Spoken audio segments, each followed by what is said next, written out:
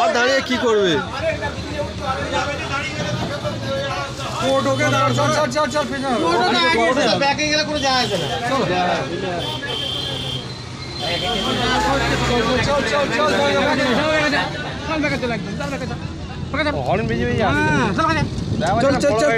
আমাদের 500 টাকা তো 300 টাকা।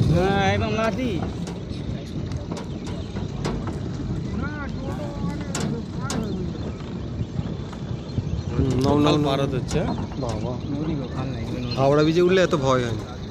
ভালো হয়ে গেছে।